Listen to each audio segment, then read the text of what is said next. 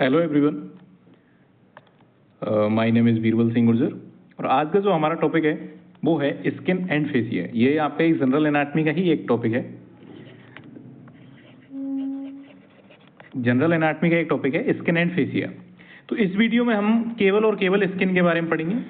इसका ही आपको एक सेकंड पार्ट मिल जाएगा जिसमें हम फेसिया के बारे में पढ़ेंगे। फेसिया आपके दो टाइप के होते हैं। One second.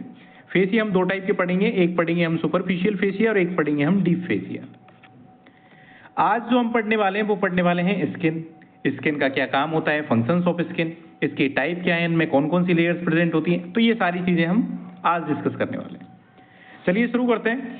सबसे पहले अगर हम बात करें, ये आपका इंट्रोडक्शन हो गया जिसमें हम स्किन, सुपरफिशियल फेसिया और डीप फेसिया पढ़ेंगे। तो ये वाला आपका नेक्स्ट लेक्चर में कवर होगा। आज केवल और केवल हम स्किन के बारे में पढ़ने वाले हैं। सबसे पहले स्किन जो होती है, total area of body covered by skin is 2 metre square. अब जनरली ये या हम ये कह सकते हैं कि ये ओवरऑल एवरेज है, एवरेज वैल्यू है। अगर हम अडल्ट मेल की बात करेंगे तो वो 1.9 मीटर स्क्वायर होता है टोटल बॉडी सरफेस एरिया जो होता है, और अडल्ट फीमेल की अगर हम बात करेंगे तो 1.6 मीटर स्क्वायर होता है ये। और अगर हम इस एवरेज अगर हम बात करें तो वो हम 2 मान के चलते हैं। ये एवरेज जो है, जो टोटल बॉडी सरफेस एरिया है वो 2 मीटर स्क्वायर हो गया। ये वैल्यूज डिपेंड करती हैं आपके हाइट, वेट, एज, जेंडर, इन सभी चीजों पे डिपेंड करते हैं। इसके अलावा स्किन की थिकनेस कितनी होती है, तो इसकी जो थिकनेस होती है वो 0.3 से लेकर के 3 mm तक इसकी थिकनेस होती है। क्लियर हो गया। इसके बाद स्किन कलरेशन की अगर हम बात करें, skin is the best indicator of general health. Skin जो है वो बेस्ट इंडिकेटर है आपकी जनरल हेल्थ का।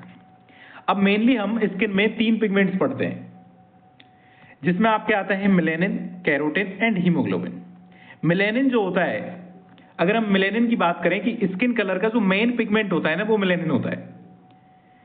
मेलेनोसाइट्स जो होती हैं वो मेलेनिन बनाती हैं। मेलेनोसाइट्स जो सेल होती हैं वो आपका क्या बनाती हैं, वो मेलेनिन बनाएंगी, जो कि आपकी अभी हम पढ़ेंगे कि जो एपिडर्मिस है उसके स्ट्रेटम बेसल में प्रेजेंट होती है। मेलेनिन भी आगे चल के 2 टाइप का होता है। इतना अगर डिटेल में याद ना रहे तो कोई दिक्कत नहीं है, लेकिन बस आपको ये इतना पता होना चाहिए कि मेलेनिन क्या है और ये मतलब स्किन पिगमेंट्स में आपके कौन कौन से आते हैं ये तो पता ही होना चाहिए, ठीक है। और इनके फंक्शंस क्या होते हैं, जैसे अगर हम मेलेनिन की बात करें तो मेलेनिन का जो फंक्शन होता है वो क्या होता है, यूवी रेडिएशन से प्रोटेक्शन करना। और जो अगर हम बात करें कि सन एक्सपोजर से मेलेनिन बढ़ता है तो टैनिंग होती है। अरे आप बोलते हो ना कि टैनिंग हो गई, तो उसका क्या मतलब है, यानी कि आपके सन एक्सपोजर से क्या हो गया, मेलेनिन जो है वो बढ़ गया है, जिसकी वजह से क्या हो गया, टैनिंग हो गई, ठीक है। दूसरे अगर हम पिगमेंट की बात करें तो वो आ गया आपका कैरोटिन, ठीक है। कैरोटिन कैसा होता है आपका, येलो ऑरेंज पिगमेंट होता है और ये प्लांट फूड से आता है। लाइक कैरेट हो गया, स्वीट पोटैटो हो गया, मैंगो हो गया, उनमें आपका कैरोटिन प्रेजेंट होता है। ये आपका डिपॉजिट कहाँ पे होता है, तो अभी हम पढ़ेंगे तब मैं दोबारा से बता दूंगा आपको। स्ट्रेटम, कॉर्नियम और सबक्यूटेनियस जो फैट होता है उसमें ये डिपॉजिट होता है, ठीक है। इसके अगर हम फंक्शंस की बात करें तो इसके फंक्शंस में आपको पता होना चाहिए कि विटामिन ए का प्रीकर्सर कौन होता है, कैरोटिन। तो विटामिन ए आपके यूजफुल फॉर विजन, ठीक है, तो ये आपको पता होना चाहिए। इसके अलावा अगर हम थर्ड बात करें हीमोग्लोबिन की, तो स्किन में तो नहीं होता ये, लेकिन ये स्किन कलर को इन्फ्लुएंस करता है, ठीक है। ये तो आपको भी पता है कि हीमोग्लोबिन जो होता है वो आरबीसी में प्रेजेंट होता है, लेकिन फिर भी ये स्किन कलर को इन्फ्लुएंस करता है। आरबीसी में होता है हीमोग्लोबिन, ऑक्सीजन कैरी करता है, ठीक है, और ऑक्सीजनेटेड हीमोग्लोबिन जो होता है वो स्किन को रेड टोन या पिंकिश कलर देता है, ठीक है। क्लियर हो गया। अगर इसमें चेंजेस हो गया तो क्या होगा, जैसे कि अगर लो ऑक्सीजन हो गया तो स्किन जो होगी वो ब्लूइश हो जाएगी, जिसको हम साइनोसिस बोलते हैं। स्किन कैसी हो जाएगी, ब्लूइश कलर की हो जाएगी, जिसको हम क्या बोलते हैं, साइनोसिस हो गया, bluish discolouration of skin called cyanosis, ठीक है। इसके अलावा अगर ब्लड फ्लो इंक्रीज हो गया तो रेड कलर होगा, ठीक है। लेस ब्लड फ्लो होगा तो पेलर हो जाएगा, ठीक है। तो ये सारी चीजें हमें किससे पता चल रही हैं? केवल हमें देखकर बता सकते हैं। इन सारी चीज़ों को हम पेलर को हम देखकर बता सकते हैं। साइनोसिस हो गया, ब्लूइश डिस्कलरेशन है, देख के बता सकते हैं। मेलेनिन है, टैनिंग हो गई है, हमें पता चल जाएगा। तो ये एक बेस्ट इंडिकेटर है हमारी हेल्थ के लिए।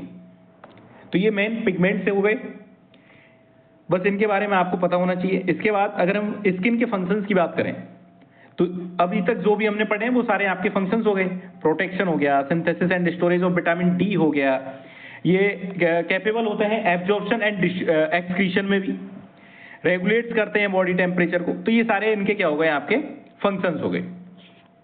इसके बाद अगर हम बात करें स्किन की लेयर्स की, ये देखो ये डायग्राम जो है वो थोड़ा क्लियर नहीं है, लेकिन मैं आपको बता दूं स्किन में आपकी कौन कौन सी लेयर प्रेजेंट होती है। स्किन में अगर हम बात करें तो स्किन में आपकी 3 लेयर्स प्रेजेंट होती हैं। स्किन में कितनी लेयर्स प्रेजेंट होती हैं? 3 लेयर्स आपकी प्रेजेंट होती हैं।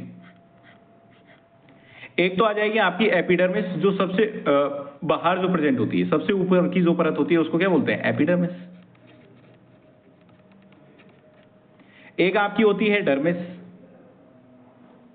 जो मिडल लेयर होती है, और एक होती है आपकी हाइपोडर्मिस, या जिसको सबक्यूटेनियस भी बोलते हैं। तो या फिर तो इसको हाइपोडर्मिस बोल दो या फिर क्या बोल दो, सबक्यूटेनियस। अब आगे चल करके इनकी भी कई लेयर्स होती हैं। जैसे अगर हम बात करें कि एपिडर्मिस जो होती है ये आपकी 5 लेयर्स से मिलकर के बनी होती है। एपिडर्मिस जो हो गई वो 5 लेयर्स से मिलकर के बनी होती है। हम केवल अभी डिस्कस करेंगे सारी। डर्मिस जो होती है, डर्मिस में भी आपकी 2 लेयर्स प्रेजेंट होती हैं। एक हो गई पेपिलरी लेयर और एक होती है रेटिकुलर लेयर। तो इसमें हो गई आपकी 2 लेयर्स प्रेजेंट, ठीक है। और हाइपोडर्मिस या सबक्यूटेनियस लेयर पढ़ेंगे तो इसमें आपकी देखते हैं अभी हम, ठीक है। इसमें आपकी लेयर्स प्रेजेंट नहीं होती, लेकिन ये इसमें हम ये कह सकते हैं कि लूज कनेक्टिव टिश्यू से मिलकर के बनी होती है। इसको सुपरफिशियल फेशिया भी बोलते हैं, डिस्कस करते हैं अभी, ठीक है। अब सबसे पहले अगर हम बात करें लेयर ऑफ एपिडर्मिस की, तो इसकी आपकी कितनी लेयर्स हैं? 5 लेयर्स इसकी प्रेजेंट होती हैं आपकी। कौन कौन सी होती हैं? Stratum basale, stratum spinosum, stratum granulosum, एक आ जाएगा आपका ग्रेनुलोसम, शॉर्टकट में लिख देते हैं, एक आपका आ जाएगा ल्यूसीडम, और एक आ जाएगा आपका स्ट्रेटम कॉर्नियम, ठीक। तो ये आपकी 5 लेयर्स प्रेजेंट होती हैं। अब कम से कम आपको नाम तो पता ही होने चाहिए कि कौन कौन सी लेयर प्रेजेंट होती है। इसके बाद इनके बारे में थोड़ा थोड़ा सा अगर हो जाए तो कोशिश करना कि इनके बारे में थोड़ा थोड़ा सा हम जान सकें। जैसे कि stratum basale lowest epidermal layer होती है, जो कि आपकी डर्मिस के नियर होती है। गुड न्यूट्रिएंट सप्लाई होती है, रिप्रोड्यूस होती है माइटोसिस से, क्यूबॉइडल एंड कॉलमनर होती है शेप में, moves to upper epidermis in 27 days. ऐसे ही अगर हम स्पाइनोसम की बात करें तो लिविंग सेल है, डिवाइडिंग होती है, 8 to 10 सेल्स थिक होती है, पॉलीगोनल होती है एपीरियंस में। तो ये सारे इनके कुछ पॉइंट्स हैं जो कि आपको याद रखने हैं। लेकिन मेनली आपको इतना तो पता ही होना चाहिए कि स्किन में आपकी 3 लेयर हो गई। तीनों में अगर हम एपिडर्मिस की बात करें तो एपिडर्मिस में आपकी 5 लेयर्स से मिलकर के बना है। डर्मिस की बात करेंगे 2 लेयर्स से मिलकर के बना है। और अगर हम हाइपोडर्मिस की बात करेंगे तो उसमें अब हम डिटेल में पढ़ेंगे कि उसमें आपका क्या प्रेजेंट होता है। उसमें लेयर्स आपकी प्रेजेंट नहीं होती है, लेकिन जो कनेक्टिव टिश्यू हैं या फैट वगैरह है वो हम देखेंगे, ठीक है। तो ये आपको पता होना चाहिए, मेनली नॉर्मल चीजें तो पता होनी चाहिए। देखो इससे आपके यूनिवर्सिटी में क्वेश्चन आने के चांसेस बहुत कम होते हैं। स्किन से तो फेसिया से आपके और भी ज्यादा चांसेस बनते हैं, स्किन से बहुत कम चांसेस होते हैं। लेकिन ये हमारे नॉलेज को एक जनरल नॉलेज बन रहा है, ठीक है, एक जनरल बेस बन रहा है हमारा। हमें इतना तो पता होना चाहिए ना, हमारी जो स्किन है उसके बारे में हमें थोड़ा बहुत तो पता होना चाहिए। आखिर आप डॉक्टर बनने वाले हो, ठीक है, तो नॉलेज आपको इतना होना चाहिए। ये क्लियर हो गया। स्ट्रेटम ग्रेनुलोसम और स्ट्रेटम ल्यूसिडम, इनमें भी आपके कुछ पॉइंट्स आ जाते हैं, ठीक है। ये सारे पॉइंट्स देख लो एक बार। अगर मैं बताऊं कि जैसे इसमें पुअर न्यूट्रिएंट सप्लाई होती है, फ्लैटन लेयर ऑफ सेल्स होती हैं, 3 to 5 सेल्स थिक होती है, इसमें कोई सेल डिवीजन नहीं होता है आपका। केरेटिन जो होता है वो एक्यूमुलेट होता है इसमें स्ट्रेटम ग्रेनुलोसम में। ल्यूसिडम की बात करें डेड सेल्स होती हैं, हाईली क्रिटिनाइज्ड होती हैं, ट्रांसल्यूसेंट होती हैं और found only in very thick skin. Stratum corneum की अगर हम बात करें तो 25 से 30 सेल्स थिक होती है। Cells are filled with keratin and hard sloughed off होता है। Outermost layer of epidermis होती है, क्रिएटिनोसाइट्स सेल्स प्रेजेंट होती हैं इसके अंदर। अब ये देखो, ये बहुत अच्छी बात है और ये आपकी इंपॉर्टेंट है। ये इंपॉर्टेंट क्यों है कि जब आपको स्लाइड दी जाएगी थिक स्किन और थिन स्किन की, तो वहां पे भी आपको काम आएगा कि कैसे आप आइडेंटिफाई करोगे कि थिक स्किन है या थिन स्किन है। थिक स्किन की बात करें, थिक स्किन में आपके हेयर्स प्रेजेंट नहीं होते। जैसे कहाँ पे होती है आपकी थिक स्किन प्रेजेंट, जैसे कि पाम हो गया, हथेली, हथेली पे देखो वहां पे आपके बिल्कुल भी हेयर प्रेजेंट नहीं होंगे, तो वो थिक स्किन है। ऐसे ही पैरों की अगर हम बात करें तो वहां पे भी आपके जो पैरों का जो नीचे वाला हिस्सा है, जिसको हम तलवा बोलते हैं हिंदी में, वो आपका वहां पे भी क्या होता है, आपकी थिक स्किन प्रेजेंट होती है, तो वहां पे भी आपके हेयर्स प्रेजेंट नहीं होते हैं। तो ये जो है वो थिक स्किन के एग्जाम्पल है। बाकी की सभी जगह आपकी क्या प्रेजेंट है, थिन स्किन प्रेजेंट है। क्लियर हो गया? तो ये मेनली आपको पता होना चाहिए हेयर्स वाला, ठीक है। इसके बाद अगर हम बात करें cell type in epidermis, epidermis में आपकी कौन कौन सी सेल्स प्रेजेंट होती हैं, तो मेनली बस नाम याद रख लो, इसमें keratinocyte, melanocyte and Merkel cell, Langerhans cells present होती हैं। अब अगर हम बात करें एपिडर्मिस की लेयर हमने पांचों पढ़ ली, पांचों के नाम आपको पता होने चाहिए, उनके बारे में थोड़ा थोड़ा सा आपको जानना होता है। लेयर्स ऑफ अगर हम डर्मिस की बात करें तो इसमें आपकी दो लेयर्स आती हैं, एक आता है पेपिलरी लेयर और एक आता है आपका रेटिक्यूलर लेयर। दो लेयर्स आपकी आती हैं, एक आ गया पेपिलरी लेयर और एक आता है रेटिक्यूलर लेयर। क्लियर है क्या? रेटिक्यूलर लेयर, ठीक है। तो ये आपकी दो लेयर्स प्रेजेंट होती हैं। अब आपको इनके बारे में थोड़ा थोड़ा सा पता होना चाहिए, ठीक है। अगर हम बात करें डर्मिस की तो मिडल लेयर है, स्ट्रॉन्ग कनेक्टिव टिश्यू की लेयर है, एपिडर्मिस को सपोर्ट करेगी। इसके अलावा blood vessels, nerves, hair follicles, glands सब यहाँ पे प्रेजेंट होते हैं। अगर हम बात करें पेपिलरी लेयर्स की तो पेपिलरी लेयर भी आपका लूज कनेक्टिव टिश्यू से मिलकर के बना है, ठीक है। इसके अलावा इसमें क्या होते हैं, डर्मल पेपिलाई प्रेजेंट होते हैं। इसमें क्या प्रेजेंट होते हैं, finger like projection called papillae, जो कि आपके एक्सटेंड करते हैं एपिडर्मिस तक। क्लियर हो गया? ये आपको पता होना चाहिए। इसके अलावा इसमें आपकी कैपिलरीज जो होती हैं, इसमें आपकी कैपिलरीज प्लस नर्व एंडिंग आपकी प्रेजेंट होती है, इतना सा याद रख लो। दूसरा आपका आता है रेटिकुलर लेयर। रेटिकुलर लेयर में क्या है, डेंस इरेगुलर टिश्यू से ये मिलकर के बनी होती है, कोलेजन प्लस इलास्टिक फाइबर्स इसमें प्रेजेंट होते हैं, स्ट्रॉन्ग होता है एंड स्ट्रीची। ये कैसा आपका होता है, ये जो लेयर है आपकी स्ट्रॉन्ग है एंड स्ट्रेची लेयर है। स्ट्रॉन्ग एंड स्ट्रेची लेयर है। इसमें आपके sweat gland, sebaceous gland, hair follicles आपके प्रेजेंट होते हैं, ठीक है। वही सारी बातें यहाँ पे लिखी हुई हैं, ठीक है। It is composed of dense regular tissue, fibres आपके कोलेजन इलास्टिक फाइबर्स आपके प्रेजेंट होते हैं, जो कि इसको स्ट्रेंथ प्रोवाइड करवाते हैं, एक्सटेंसिबिलिटी एंड इलास्टिसिटी प्रोवाइड करवाते हैं। सेल्स इसमें आपकी fibroblast, macrophages, mast cells and डब्ल्यूबीसीज प्रेजेंट होती है। क्लियर हो गया? इसके बाद अगर हम बात करें सरफेस टेंशन या स्किन क्रीजेस की, तो अब हम आते हैं स्किन क्रीजेस। क्या होती हैं स्किन क्रीजेस? सबसे पहले तो हमें यही पता होना चाहिए कि स्किन क्रीजेस क्या है।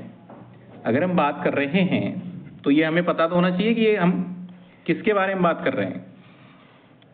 स्किन क्रीजेस यानी कि natural fold lines of skin. Skin creases वो नेचुरल लाइंस या फोल्ड्स होते हैं जो हमारी स्किन पर मूवमेंट की वजह से परमानेंटली डेवलप हो जाते हैं। हम कोई भी मूवमेंट कर रहे हैं जो कि आपका उसकी वजह से क्या होगा, स्किन के फोल्ड जो होते हैं वो बन जाते हैं।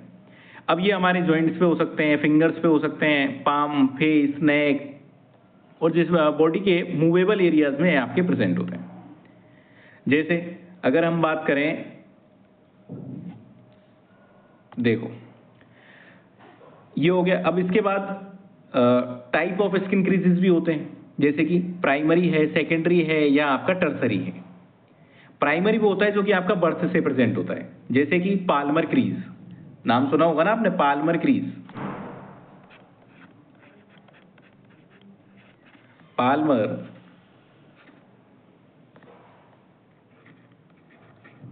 Palmer crease. इसके अलावा फिंगर जॉइंट पे जो आपका लाइंस प्रेजेंट होती हैं उनको, वो भी आपकी बर्थ से ही प्रेजेंट होती हैं। इसके अलावा रिस्ट पे जो आपकी प्रेजेंट होती हैं, रिस्ट क्रीजेस, ये सब आपके प्राइमरी क्रीजेस में आते हैं, इंटरफेरेंजियल जॉइंट्स पे जो आपके क्रीजेस हैं। सेकेंडरी में वो आती हैं जो बर्थ के बाद आपके थोड़े टाइम बाद आपके डेवलप होते हैं मूवमेंट से, और वो ज़्यादा डीप हो जाते हैं।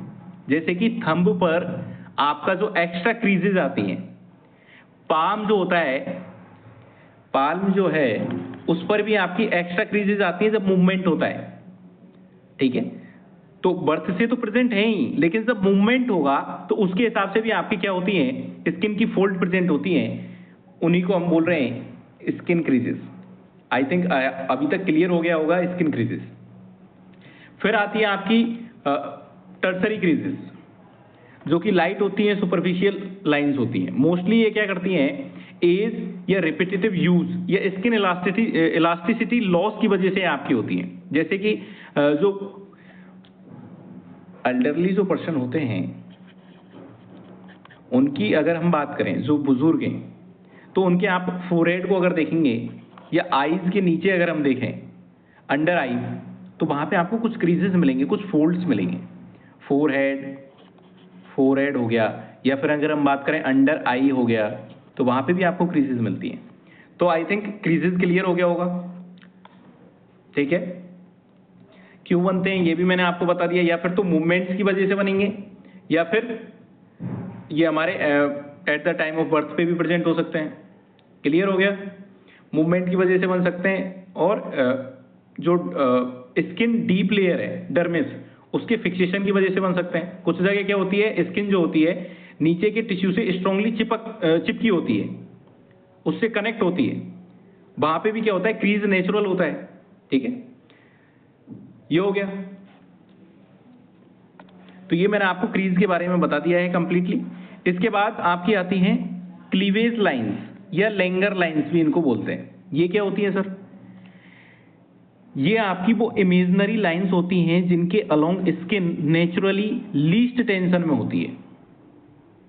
या फिर अगर हम और भी सिंपल भाषा में कहें तो क्लीवेज लाइंस स्किन के नेचुरल टेंशन लाइन तो होती हैं, इनका जो डायरेक्शन होता है वो आपके जो डर्मिस में कोलेजन फाइबर्स प्रेजेंट हैं उनके अरेंजमेंट पर डिपेंड करता है कि वो इसमें जो कोलेजन फाइबर्स हैं वो किस टाइप से अरेंजमेंट है। अगर वो आपके लॉन्गिट्यूडनल अरेंज्ड हैं तो ये लॉन्गिट्यूडनल लाइंस बनाएंगे। अगर वो आपके ट्रांसवर्स प्रेजेंट हैं कोलेजन फाइबर्स, तो ये आपके ट्रांसवर्स बनाएंगे। क्लियर हो गया। अब ये क्या काम आता है, क्लीवेज लाइंस या जो लेंगर लाइंस हैं ये क्या काम आएंगी, सोचो। अगर सर्जरी है और अगर हम आपका कोलेजन फाइबर्स भी इस तरीके से प्रेजेंट है, लॉन्गिट्यूडनल प्रेजेंट है, और अगर हम कट लगा रहे हैं तो वो भी हम इसी अगर तरीके से लगाएं लॉन्गिट्यूडनली, तो वो जल्दी हील होगा, स्किन टेंशन कम होती है, इसमें स्कार कम बनता है। लेकिन अगर हम उसके परपेंडिकुलर लगा दें, आपके क्रीज जो लाइंस हैं वो तो आपकी लॉन्गिट्यूडनल प्रेजेंट हैं, और हम कट लगा दें कुछ इस तरीके से, कट लगा दें हम यूं परपेंडिकुलर, तो क्या होगा, ज्यादा टेंशन, बाउंड ओपन हो सकता है, स्कार ज्यादा विजिबल होगा, ठीक है। तो हम उसी के अकॉर्डिंग जो कट है, जो इंसिजन है वो करते हैं, ठीक है। तो ये आपका इंपॉर्टेंट हो गया, ठीक है। इसके अलावा आपको इनकी लोकेशंस पता होनी चाहिए कि कहाँ पे कैसी होती हैं। जैसे कि फेस पे अगर हम बात करें तो फेस पे थोड़ी कर्व्ड होती हैं, ठीक है। फेस पे आपकी कैसी होती हैं, कर्व्ड लाइंस होती हैं। नेक की अगर हम बात करें तो ये आपकी हॉरिजॉन्टल प्रेजेंट होती हैं। नेक एंड ट्रंक पे थोड़ी सी सर्कुलर या ओब्लिक प्रेजेंट होती हैं, ओब्लिक प्रेजेंट होती हैं थोड़ी सी, ठीक है, ओब्लिक या सर्कुलर। और जो लिम्स होती हैं उनमें आपकी लॉन्गिट्यूडनल प्रेजेंट होती हैं। और ये हो गया आपका क्लीवेज लाइंस या लेंगर लाइंस। आई थिंक समझ में आ गया होगा, ठीक है। इसके बाद skin incision that are given parallel to the tension lines usually heal well with minimal scarring because of minimum disruption of collagen fibre. अगर उसके पैरेलल में दे रहे हो आप, कोलेजन फाइबर्स जिस तरीके से प्रेजेंट हैं उसी के अगर पैरेलल में अगर दोगे तो क्या होगा, मिनिमम डिसरप्शन होगा आपका कोलेजन फाइबर, जिसकी वजह से मिनिमल स्कारिंग होगी। क्लियर हो गया। तो ये भी मैं आपको बता चुका हूँ स्किन इंसिजन। इसके बाद में अगर हम बात करें stretch marks, in skin. Sir stretch marks क्या होते हैं स्किन में? स्ट्रेच मार्क ये स्किन पर पैरेलल लाइंस की फॉर्म में दिखते हैं और mostly abdomen, thigh, hips, breast और शोल्डर पर ये आपको मिलते हैं, ठीक है। और स्ट्रेच जो मार्क्स होते हैं ये आपके क्या होते हैं? स्ट्रेच मार्क्स स्किन के डर्मिस लेयर के टियर होने की वजह से बनते हैं। जब स्किन बहुत फास्ट स्ट्रेच होती है तो ये फाइबर्स टूट जाते हैं और मार्क्स बन जाते हैं, ठीक है।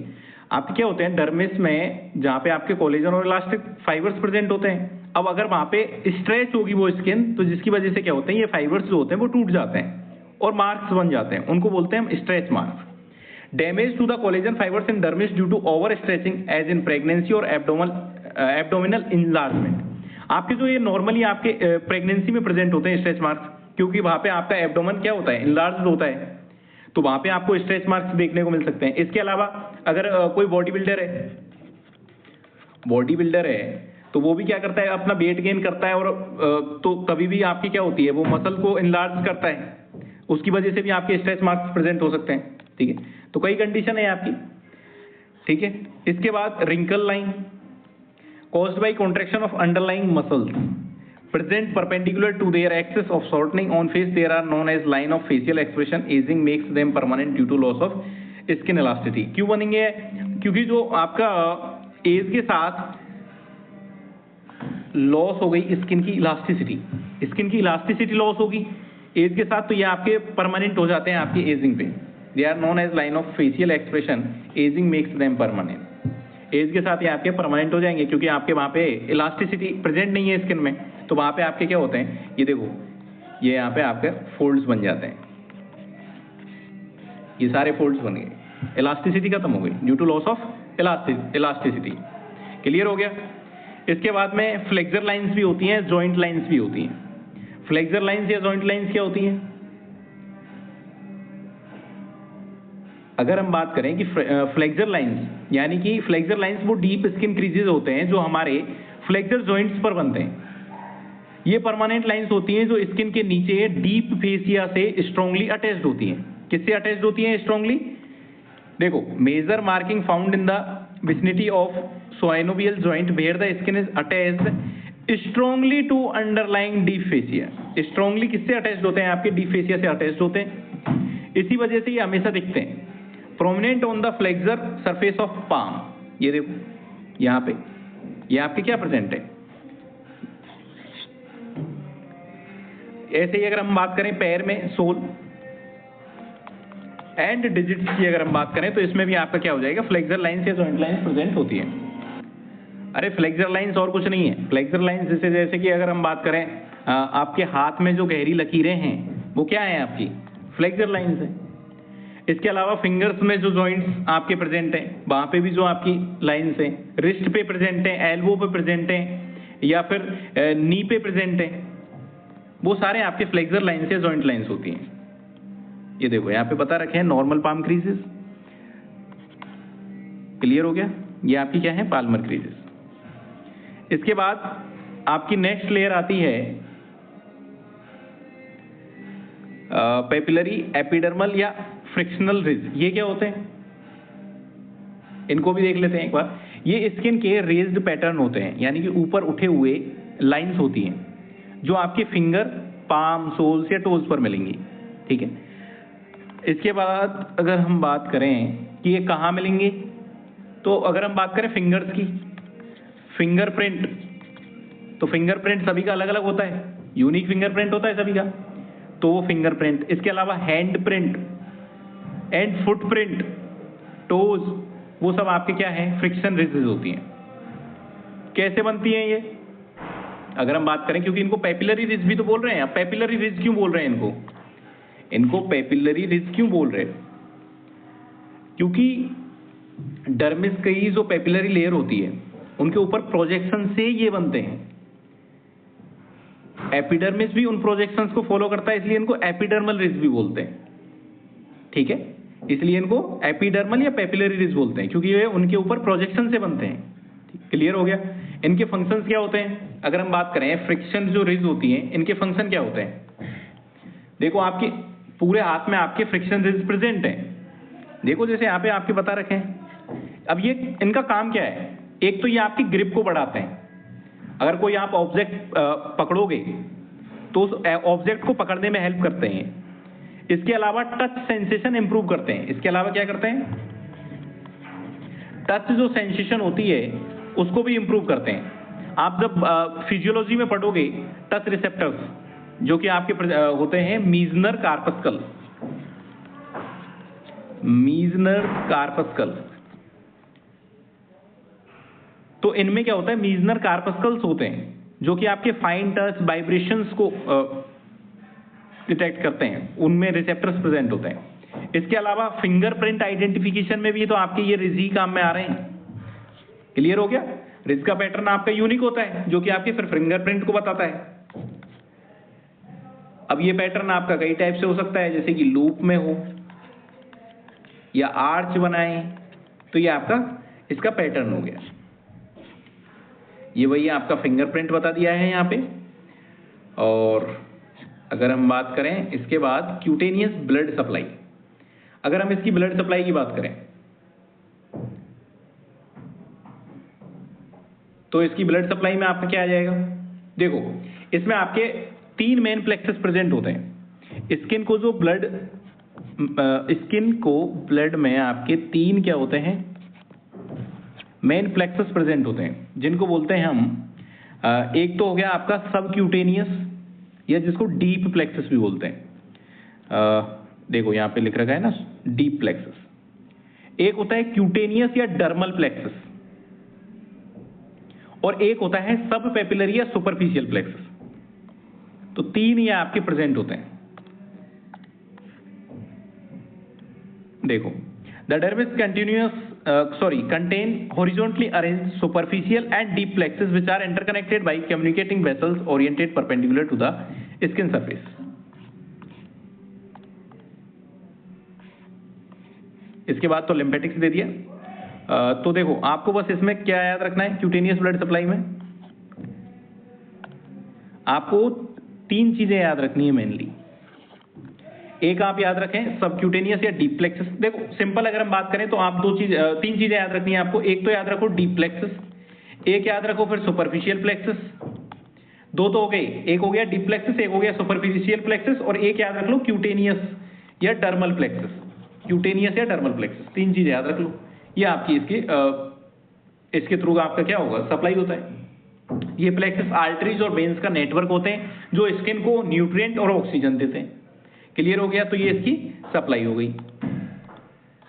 अब इसके बाद अगर हम लिम्फेटिक्स की बात करें तो लिम्फेटिक्स में आपका क्या आ जाएगा, लिम्फेटिक्स में आपका क्या आ जाएगा, लिम्फेटिक्स एक मिनट, हाँ तो हम लिम्फेटिक्स की बात कर रहे थे। लिम्फेटिक्स में आपका क्या आ जाएगा, स्किन में एक लिम्फेटिक नेटवर्क होता है जो स्किन के टिश्यू से एक्स्ट्रा फ्लूइड आपका क्या करता है, एक minute, extra fluid based product या जो जर्म्स हैं, based product extra fluid germs हैं, उनको कलेक्ट करता है, लिम्फ नोड तक लेके जाता है। ठीक है, तो वो लिम्फेटिक नेटवर्क है। ये स्किन के डिफेंस सिस्टम और ड्रेनेज सिस्टम होता है। अब स्किन के लिम्फेटिक में आपकी 2 लेयर में होते हैं आपके प्रेजेंट। एक होता है सुपरफिशियल लिम्फेटिक प्लेक्सस और एक होता है डीप लिम्फेटिक प्लेक्सस। ठीक है, तो ऐसे ही हमने क्यूटेनियस ब्लड सप्लाई पढ़ी, उसमें आपके 3 पढ़े, इसमें आपको 2 ही है। तो ये आपका और भी याद रहना चाहिए, इसका लिम्फेटिक्स और क्यूटेनियस ब्लड सप्लाई दोनों में ही आपका सुपरफिशियल और डीप आ रहा है। लिम्फेटिक्स है तो सुपरफिशियल लिम्फेटिक प्लेक्सस और डीप है तो डीप लिम्फेटिक प्लेक्सस। क्लियर हो गया? अगर हम बात करें सुपरफिशियल लिम्फेटिक प्लेक्सस की, तो सुपरफिशियल लिम्फेटिक प्लेक्सस क्या है, जो आपका पेपिलरी डर्मिस में लोकेटेड है। इसमें क्या होता है, आपका छोटे छोटे लिम्फेटिक कैपिलरीज का नेटवर्क है ये। इसका काम क्या होता है, अभी मैं आपको कुछ तो बता ही चुका हूं, जैसे कि वेस्ट को ड्रेन करना, माइक्रो ऑर्गेनिज्म को ट्रैप करना, एपिडर्मिस से आने वाला जो एक्स्ट्रा फ्लूइड है उसको कलेक्ट करना। ठीक है, तो ये हो गए सुपरफिशियल लिम्फेटिक्स। डीप लिम्फेटिक्स या डीप लिम्फेटिक प्लेक्सस क्या है, डीप लिम्फेटिक प्लेक्सस में आपके ये आपके रेटिकुलर डर्मिस या सबक्यूटेनियस लेयर में लोकेटेड होते हैं और ये लार्जर लिम्फेटिक वेसल्स होते हैं। ये क्या करते हैं, ये सुपरफिशियल प्लेक्सस का जो फ्लूइड है उसको कलेक्ट करके मेजर लिम्फ वेसल्स तक लेके जाते हैं। अगर हम फ्लो ऑफ लिम्फ की बात करें कि फ्लो ऑफ लिम्फ कैसे होता है आपके स्किन में, यहाँ पे नहीं देख रखा, एक मिनट, अगर मैं आपको बताना चाहूँ कि फ्लो ऑफ स्किन कैसे होता है तो सबसे पहले देखो superficial plexus, superficial plexus, superficial plexus से ये आपका डीप प्लेक्सस, डीप प्लेक्सस से ये जो आपकी लार्ज लिम्फेटिक वेसल्स हैं तो ये आपका डीप प्लेक्सस, डीप प्लेक्सस से लिम्फेटिक वेसल्स और लिम्फेटिक वेसल्स से आपके जो रीजनल लिम्फ नोड्स हैं वहां तक ये आपको पहुंचा देगा। तो ये हो गया फ्लो ऑफ लिम्फ। लिम्फ को कैसे फ्लो हो रहा है, सुपरफिशियल प्लेक्सस, सुपरफिशियल से डीप प्लेक्सस और उसके बाद में लिम्फेटिक वेसल्स और लिम्फेटिक वेसल्स से आपके ये रीजनल जो लिम्फ नोड्स हैं वहां तक आपके ये फ्लो हो गया आपका लिम्फ का। ठीक है, इसको याद रखना।